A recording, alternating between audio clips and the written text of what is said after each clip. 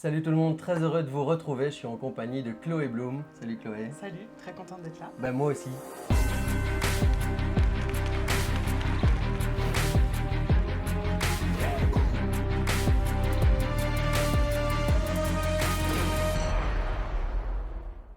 Je suis très heureux de pouvoir vous présenter Chloé si vous ne la connaissez pas encore. Si vous la connaissez déjà, vous savez que c'est une femme incroyable.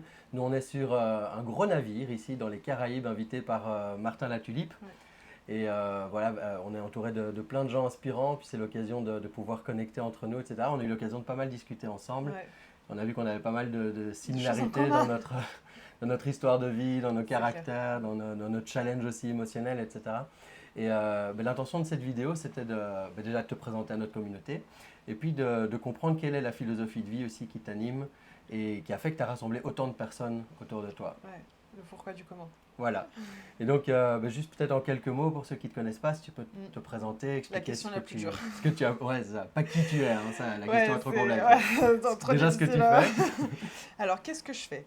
Moi, principalement, on me retrouve sur tous les réseaux sociaux sous le nom de Chloé Bloom. Euh, j'ai des activités, on va dire, différentes, mais c'est toujours réuni autour d'une mission, moi, que j'aime bien énoncer. Je dis toujours qu'en fait, ma mission, c'est vraiment d'aider les gens à transformer leur monde intérieur pour transformer leur vie.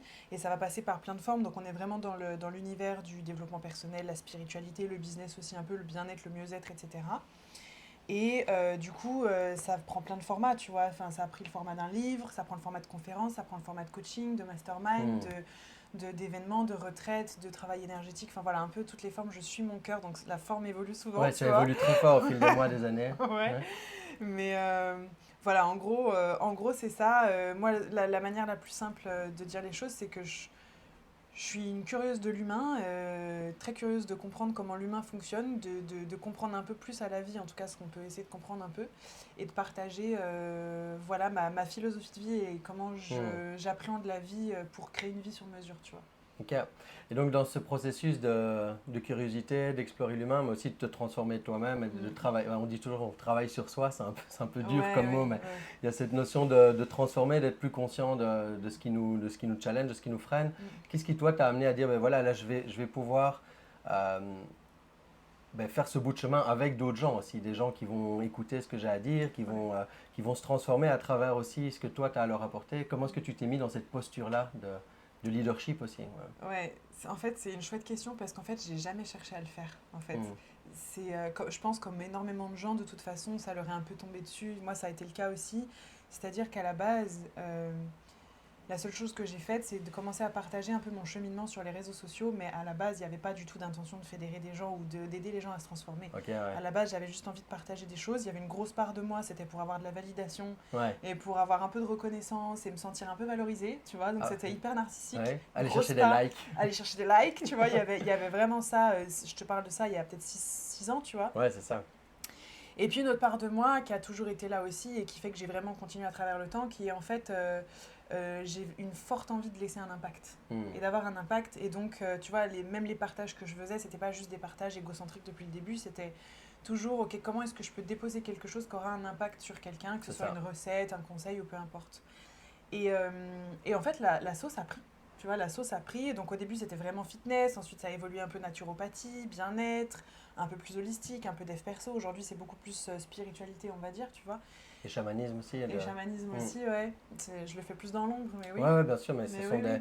Après, il y a beaucoup de choses derrière ces termes-là, mais ce qui est intéressant, c'est que chacun y met sa couleur et Oui, surtout c'est sa ça, propre ouais. histoire de vie. Il n'y a pas à se Ouais. dire on est tous chamans, c'est Oui, juste oui.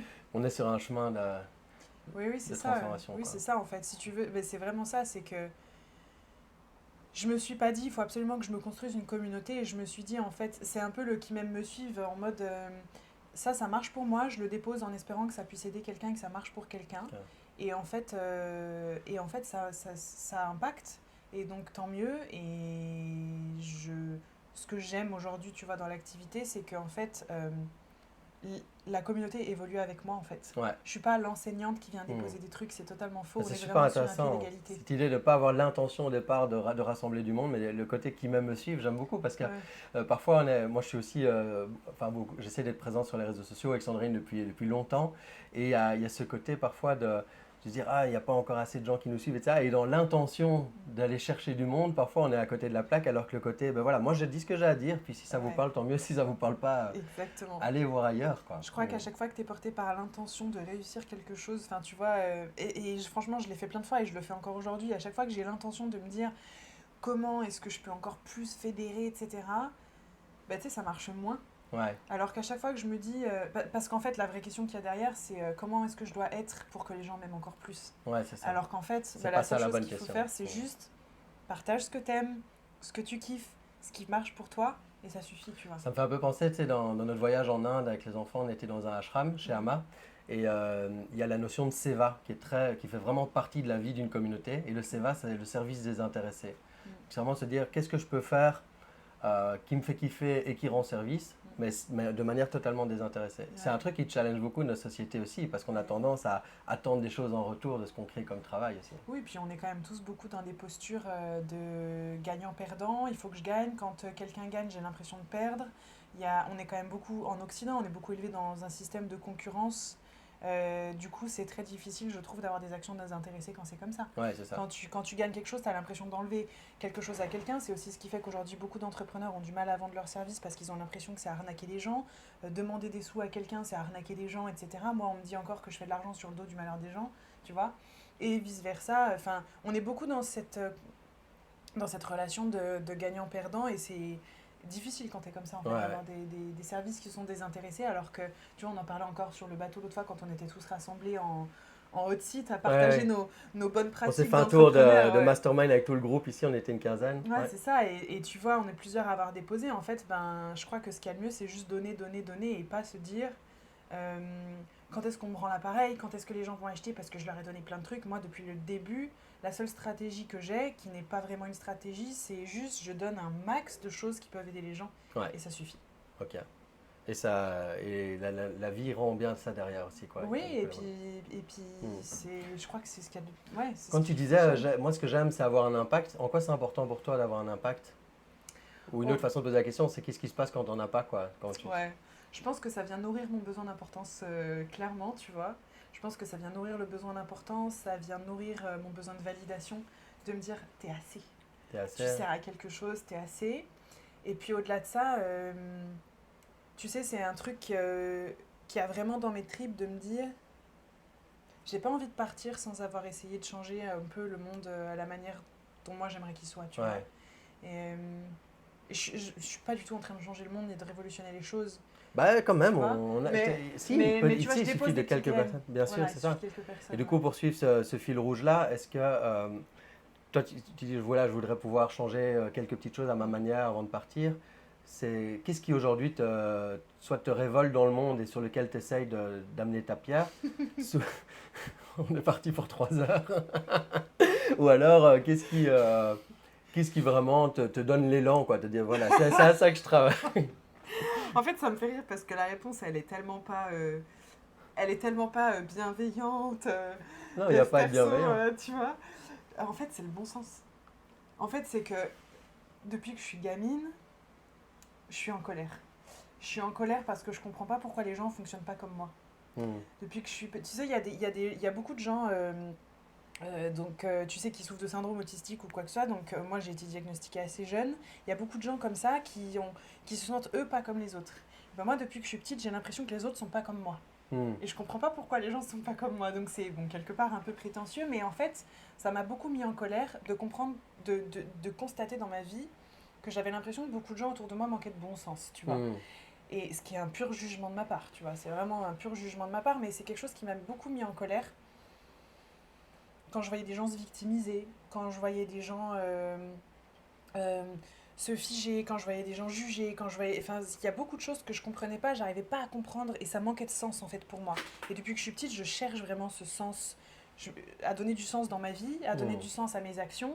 Et puis vraiment, enfin, je suis en quête de bon sens. Ouais, mais j'aime cette idée parce qu'on parle beaucoup en dev perso d'une vie pleine de sens, de donner du sens à sa vie. Et là, c'est juste du bon sens. C'est juste du putain de Commençons bon par sens. du putain de bon sens. Non, mais c'est ça. Et aujourd'hui, je vais le dire comme je le pense aujourd'hui, et ça, peut-être que ça plaira pas, mais je trouve que dans notre monde, l'humanité manque cruellement de bon sens. Ah bah c'est sûr, oui. Voilà. Et le common sense is not common, tu vois. Le bon sens n'est pas du sens commun. Donc en fait, honnêtement, moi je fais rien d'exceptionnel à part répandre un peu de bon sens. Je ne fais rien d'exceptionnel, tout ce que je raconte c'est juste du bon sens. Mais c'est important pour moi. Voilà. Ok, je prends cette réponse, je vais la méditer. Tu vois, c'est plus simple qu'il Ouais, n'y paraît. plus de bon sens. Ouais. Et c'est quoi la suite pour toi? Tu vois, là, on est dans une phase du monde aussi qui est encore plus particulière qu'il y a quelques mois, quelques années. Je trouve que ça fait 10 ans moi, je me suis lancé il y a 10 ans et on disait le nouveau monde, le monde va changer, il faut se réaligner, machin. Là, on est quand même plein dedans, quoi. Je veux dire, c'est fait. Là, le monde, il est à refaire. Enfin, c'est maintenant que ça se passe. Comment est-ce que toi, tu te sens en termes, enfin, quel est l'élan que tu sens pour 2023 et au-delà? Est-ce qu'il y a une direction que tu veux donner à tes actions, une intention particulière? Moi, ça fait quelques années que je le ressens et je pense que depuis 2020, 2021, plus que jamais, je pense que l'avenir se situe dans les communautés. Et ça, je le pense depuis vraiment plusieurs années où il y a un truc, tu vois, que je ressens qui est, je suis convaincue que les communautés, c'est là où va se trouver la plus grande force, en fait, dans l'avenir. Je suis d'accord avec Que toi. ça va être très important pour nous de nous retrouver en communauté, d'avoir des gens avec qui on peut partager les mêmes valeurs, avec les mêmes centres d'intérêt, que c'est vraiment la communauté qui va faire la force. Et plus que jamais, du coup, je me dis, mon rôle est aussi important parce qu'on a besoin de gens qui fédèrent des communautés, tu vois. Et au fond, tu vois, toi comme moi, on fédère pas chacun des communautés, on fédère en fait une immense communauté, tu vois, tous ensemble, parce que on va tous dans le même sens et c'est ça qui est dingue. Et puis il y a des liens entre les mais groupes. c'est clair, et puis on se rend bien compte qu'on va tous dans le même sens, qu'on partage des visions communes, etc., tu vois. Donc je pense vraiment que ça, c'est quelque chose qui est important. Donc moi, j'ai vraiment envie de miser là-dessus, j'ai vraiment envie de faire en sorte de souder les gens, plus que les diviser, j'ai envie de les rassurer, j'ai envie de déculpabiliser, parce que je trouve que dans l'univers du dev perso, c'est à gerber de plus en plus les messages, on a l'impression qu'il faut devenir une bonne personne, un être de lumière, travailler sur soi, être bienveillant, tu vois, donc j'ai juste envie qu'on se foute un peu la paix, qu'on se réunisse, vraiment qu'on travaille, tu vois, qu'on mette notre énergie sur les communautés, sur réunir les gens, et on avancera ensemble en fait. Ouais, ça sonne très bien, ça, c'est ça. Je suis d'accord. Et je pense que c'est important aussi alors pour des personnes qui, comme toi, comme moi, comme des gens qui se disent, je prends l'initiative de mettre des systèmes aussi en place qui rassemblent des gens, même si c'est déconnecté de la stratégie ou quoi. C'est un moment, il y a des chefs de village, tu vois. On était en Inde, là, à Auroville, communauté créée par un couple de sages qui, à un moment, ont rassemblé des gens. Eux, ils sont morts. La communauté, elle continue à vivre, mais il y a une intention de départ. C'est important qu'on soit au clair aussi avec qui on rassemble et pourquoi. Qu'est-ce qu'on fait ensemble en fait? Et qu'est-ce qu'on diffuse? Et c'est là où tu vois, c'est là où on prend notre posture de leadership. C'est que un leader, c'est quoi? Pour moi, c'est quelqu'un qui tient un drapeau où il y a ses valeurs écrites dessus, puis il tient haut et fort, qu'on le critique, qu'on l'aime, qu'on le déteste, qu'il y ait des tempêtes ou pas. Tu tiens tes valeurs. T'es dans l'arène, tu vois, comme je dis souvent, t'es dans l'arène, tu tiens tes valeurs. Tu te prends des tomates parfois, oui, parfois tu te prends aussi des compliments, et puis c'est le jeu. En fait, c'est ça la posture des leadership, c'est rassembler les gens autour de valeurs. C'est pas autour de toi et ta petite personne pour te faire aimer, même si on commence souvent comme ça, tu vois, moi ça a été le cas au début aussi.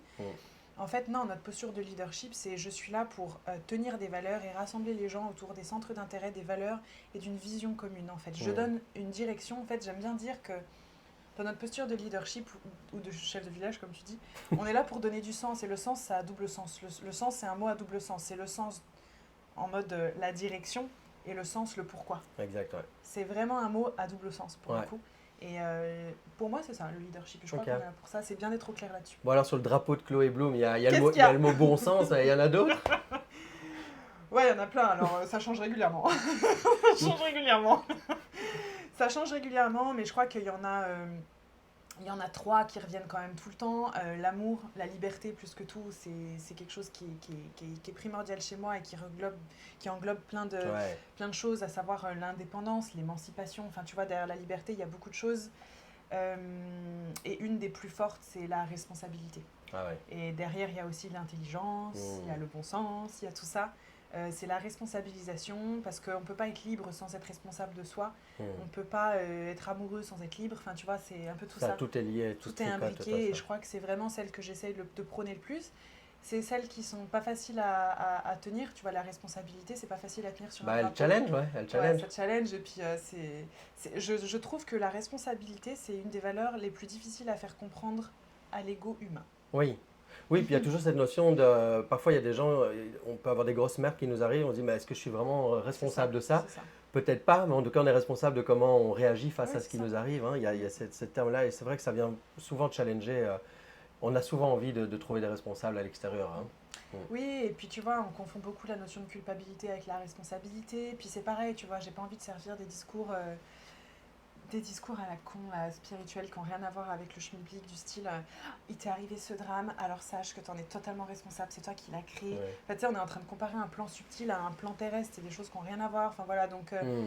moi j'essaie d'amener de la simplicité, du bon sens, et je Ouais. trouve que voilà, c'est déjà Et de bien. la légèreté aussi, tu Ouais, disais, légèreté, c'est ça. oui, Ouais. leitmotiv. Ok, cool. Alors, s'il y a des gens qui se disent oh, cette nana, je veux la suivre. Bon, évidemment, on tape Chloé Bloom sur Google, on s'en sort relativement bien. Mais est-ce qu'il y a un premier pas qui peut être intéressant à faire avec toi? Est-ce que c'est le podcast? Est-ce qu'il y a, enfin, voilà, qu'est-ce que tu recommandes? Ouais, je pense que le mieux, en fait, c'est vraiment d'aller écouter le podcast parce que c'est un contenu où déjà, il n'y a pas ma tête. Et je dis toujours, c'est bien de jamais s'arrêter à l'image d'une personne parce que c'est là où on a le plus de biais cognitifs quand même Ouais, ouais. à travers l'image d'une personne. Euh, et puis à travers la voix, on fait passer plein de choses. Et puis le podcast, c'est vraiment pour moi le contenu qui contient le plus de bon sens pour le coup. Où c'est toutes les semaines, tous les jeudis matins, c'est des épisodes, tu vois, qui font entre 20 et 35 minutes. Et c'est vraiment d'une simplicité déconcertante où je dépose juste des enseignements que la vie dépose. Il n'y a pas de théorie, il n'y a pas de grandes... je parle pas des trucs de la loi de l'attraction, etc. C'est vraiment comment la vie nous enseigne des choses et comment est-ce qu'on peut se servir de la vie juste pour mieux vivre, en fait, tu vois. Cool. Recycler le truc, en fait.